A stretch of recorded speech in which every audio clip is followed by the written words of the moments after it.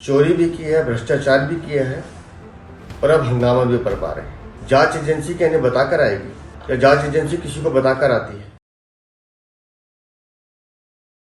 दिल्ली भाजपा अध्यक्ष वीरेंद्र सचदेवा ने अरविंद केजरीवाल द्वारा डिजिटल प्रेस वार्ता करने पर कहा है कि जिस तरह के घोटाले अरविंद केजरीवाल के सामने आ रहे हैं वे अब मीडिया के सामने आने से बच रहे हैं। नवंबर 2023 से अब तक केजरीवाल को ईडी द्वारा 3 बार सम्मन भेजा जा चुका है, लेकिन तीनों बार केजरीवाल नए बहाने बनाकर बचते रहे हैं और मीडिया उनसे सवाल न करे, इसीलिए वह डिजिटल प्रेस वार्ता का सहारा लेकर मनगढ़ंत कहानियां कहने का प्रयास कर रहे हैं। वीरेंद्र सचदेवा ने कहा कि शराब घोटाले के मुख्य आरोपी अरविंद केजरीवाल की सरकार का एक और स्वास्थ्य घोटाला सामने आ चुका है, जिसका जवाब उनके पास नहीं है, इसलिए वे बचने का प्रयास कर रहे हैं। यूपीए 2 के समय कांग्रेस सरकार के लगातार उजागर हुए घोटालों का जवाब तत्कालीन प्रधानमंत्री मनमोहन सिंह के पास नहीं था और वो मीडिया से बचते थे। आज ठीक वही स्थिति अरविंद केजरीवाल की हो चुकी है। सचदेवा ने कहा कि आखिर अरविंद केजरीवाल इस जांच से कब तक बचेंगे, उन्हें इस जांच के लिए ईडी के सामने आना ही पड़ेगा। सचदेवा ने कहा कि अरविंद केजरीवाल ने 24 नवंबर 2012 को ट्वीट करके कहा था कि एक देशभक्त भारतीय के रूप में मेरा सिर शर्म से झुक जाता है जब हमारे भ्रष्ट नेता जांच एजेंसियों के सामने कई सम्मन के बाद भी ईडी और सीबीआई के सामने पेश नहीं होते हैं, जबकि आरोप लगते ही उनके पद से इस्तीफा दे देना चाहिए और उन्हें पेश होना चाहिए। लेकिन आज जब वही स्थिति उनके ऊपर आई तो केजरीवाल बचने का हर हथकंडा अपना रहे हैं। दिल्ली भाजपा अध्यक्ष ने कहा, क्या अब अरविंद केजरीवाल तय करेंगे कि जांच की क्या प्रक्रिया होगी? क्या वे तय करेंगे कि सम्मन कैसा होना चाहिए? यह सम्मन भाजपा से नहीं आया बल्कि केजरीवाल के कुकर्मों का नतीजा है, जो उन्हें जेल की सलाखों के पीछे भेजकर ही काम पूरा करेगा। आपको बता दें कि जब से मुख्यमंत्री अरविंद केजरीवाल ने प्रेस वार्ता रिलीज करी है, उसके बाद से ही बीजेपी लगातार उनके ऊपर हमलावर है। बीजेपी के कई दिग्गज नेताओं के बयान जो हैं वो सामने आए हैं। आम आदमी पार्टी के नेता शोर मचा रहे हैं कि उनके मुख्यमंत्री कभी भी गिरफ्तार हो सकते हैं। मुझे ये समझ में नहीं आता कि चोरी भी की है, भ्रष्टाचार भी किया है और अब हंगामा भी कर पा रहे हैं।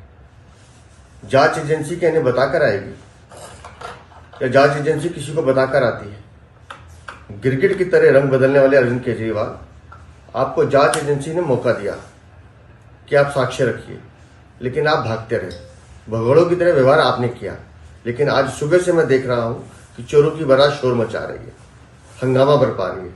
अरे भ्रष्टाचार किया है, चोरी की है, अपनी चोरी को भी इवेंट बनाना चाहते हैं आप। शर्मनाक है आपका व्यवहार। अरविंद केजरीवाल और उनकी पूरी टीम लगता है मनोहर कहानियां गढ़ने में महारत हासिल है इन लोगों के अंदर। कल देर रात से इनके ट्वीट और वीडियो चल रहे हैं कि आज अरविंद केजरीवाल के यहां ईडी की रेड हो सकती है और उनको गिरफ्तारी हो सकती है। मुझे नहीं पता इनको ये इन्फॉर्मेशन कहां से मिली, लेकिन कानून के तहत कोई कुछ भी होगा तो उसकी पे कार्रवाई होगी। ये कानून के तहत सब कुछ हो रहा है। 3 बार से आप ईडी के सम्मन को जानबूझकर इवेट कर रहे हैं। कानून के तहत कानून आपके लिए इंपॉर्टेंट नहीं है। कानून से ज्यादा आपके लिए इंपॉर्टेंट विपाशना है। कानून से ज्यादा इंपॉर्टेंट आपके लिए मध्य प्रदेश के और छत्तीसगढ़ के चुनाव है। लेकिन ईडी के सवालों के जवाब देना आपके लिए इंपॉर्टेंट नहीं है। ईडी को अपने सवालों के जवाब चाहिए। मुझे नहीं मालूम आपके यहां वो आएंगे या नहीं आएंगे, लेकिन कभी न कभी आपको ईडी के पास जाना ही पड़ेगा, आज नहीं तो कल। बहुत सारे सवालों के जवाब है। जिस प्रकार से के अरविंद, जो मनीष सिसोदिया की पर्सनल सेक्रेटरी हैं, उन्होंने साफ कहा कि अरविंद केजरीवाल के घर पर उनकी मौजूदगी में ड्राफ्ट डॉक्यूमेंट दिया गया जिसमें 5% से 12% कमीशन की गई। इसके सवालों के जवाब तो आपको देने अरविंद केजरीवाल साहब। माननीय सुप्रीम कोर्ट ने 350 करोड़ का मनी ट्रेल का जिक्र किया है, उसका सवालों का जवाब तो आपको देना ही है। तो ऐसे तमाम सवाल हैं ईडी के जिसको आपको देना है। आप कब तक भागेंगे अरविंद केजरीवाल साहब? ये जो डर है आपका कि कहीं ना कहीं जिस दिन भी आपको सवालों पे जवाब देने के लिए जाएंगे आप गिरफ्तार हो जाएंगे, यही डर दिखाता है कि आपने भ्रष्टाचार किया है। असली मास्टरमाइंड जो है इस पूरे भ्रष्टाचार के, वो अरविंद केजरीवाल हैं। तो आज नहीं तो कल जब भी होगा अरविंद केजरीवाल साहब, कानून के तहत आप पे कार्रवाई होगी, ये साफ नजर आ रहा है। माननीय मुख्यमंत्री अरविंद केजरीवाल जी ये भूल रहे हैं कि वो दिल्ली के मुख्यमंत्री जरूर हैं, लेकिन he is not above the law. देश के सभी कानून उन पर उतने ही लागू होते हैं जितने कि एक सामान्य नागरिक पर क्या करें, एक आम आदमी के आवरण में केजरीवाल जी एक बहुत ही खास आदमी हैं। वीवीआईपी सिंड्रोम से इतने ज्यादा ग्रस्त हैं कि नवंबर 2023 से ईडी उनको समन पे समन भेजे जा रही है। 3 समन भेज चुकी है, लेकिन केजरीवाल जी जांच से भाग रहे हैं, जांच में जुड़ना ही नहीं चाहते। और कभी बहाने दे देते हैं चुनाव प्रचार के, कभी बहाने दे देते हैं 10 दिन की विपासना की वर्कशॉप में जाने के। और कल तो उन्होंने इतना उद्दंड पत्र लिखा ईडी को कि मैं तो जांच में जुड़ूंगा ही नहीं, आप एक क्वेश्चनेयर भेज दीजिए। अब केजरीवाल जी तय करेंगे कि ईडी की क्या प्रक्रिया होनी चाहिए जांच की, या जांच एजेंसियां तय करेंगी कि जांच की क्या प्रक्रिया होगी। ऐसा व्यवहार और आचरण एक सामान्य व्यक्ति का कभी भी नहीं होता, ये एक वीवीआईपी व्यक्ति का और केजरीवाल जी का आचरण है। और आप देखिए, आम आदमी पार्टी इतनी ज्यादा बौखला गई है कि आज सुबह से आतिशी जी, उनकी माननीय मंत्री, एक माहौल बनाने का प्रयत्न कर रही हैं दिल्ली में कि केजरीवाल जी पे ईडी की रेड होगी या केजरीवाल जी अरेस्ट होंगे। मैं बहुत विनम्रता से उनसे पूछना चाहती हूं कि वो ऐसी भविष्यवाणी किस बिना पे कर रही हैं, क्योंकि ईडी की रेड तो गोपनीय होती है। ईडी रेड करेगी या नहीं, ईडी रेड कब करेगी, ये तो केवल जांच एजेंसी जानती है। क्या है ना, इसे कहते हैं चोरी और फिर सीना जोरी। पहले तो वो जांच में जुड़ेंगे नहीं, उसके बाद केजरीवाल जी पूरे देश में एक माहौल ऐसा बनाएंगे कि उन पर रेड होने वाली है। जांच की एक प्रक्रिया होती है, अगर आप जांच की प्रक्रिया में नहीं जुड़ेंगे, समन्स की रिस्पेक्ट नहीं करेंगे, तो फिर आप विवश कर रहे हैं कि जांच एजेंसियों को अगला स्टेप लेना पड़े, यानी या तो वो आपके यहाँ आए या फिर जाके नॉन बेलेबल अरेस्ट वारंट्स ले। कहीं ना कहीं केजरीवाल जी ये स्वांग रचना चाहते हैं। वो चाहते हैं कि देश के समक्ष वो त्राहिमाम करें और विक्टिम कार्ड प्ले करें। केजरीवाल जी, ये ड्रामा बंद करिए और जाकर जांच में जुड़िए। आप इतने लापरवाह नेता बन गए हैं, आपको फर्क ही नहीं पड़ता कि मनीष सिसोदिया जी की बेल इस देश की कचहरियों ने 7 बार रिजेक्ट करी है। दिसंबर 2023 में भी मनीष सिसोदिया जी का review petition honourable supreme court of India ने रिजेक्ट करा है। केजरीवाल जी, आपको फर्क नहीं पड़ता कि संजय सिंह जी की भी बेल रिजेक्ट हुई है?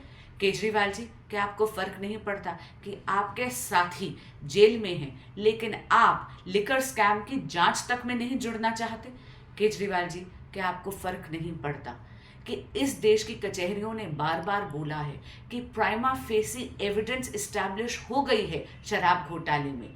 आपने तो 24 नवंबर 2012 में एक ट्वीट करा था और ये कहा था कि आप बहुत शर्मसार महसूस करते हैं अगर कोई भी राजनेता जिसको बार बार समन्स दिए जाएं और वो जांच में नहीं जुड़े। मैं पूछना चाहती हूँ, क्या हुआ? जो नसीहत आपने देश के बाकी राजनेताओं पे दी थी, क्या वो आप पर लागू नहीं होती? आज सुबह सूर्य उदय से पहले विधवा विलाप शुरू हो गया आतिशी सिंह का, सौरभ जी का। केजरीवाल को गिरफ्तार किया जा सकता है।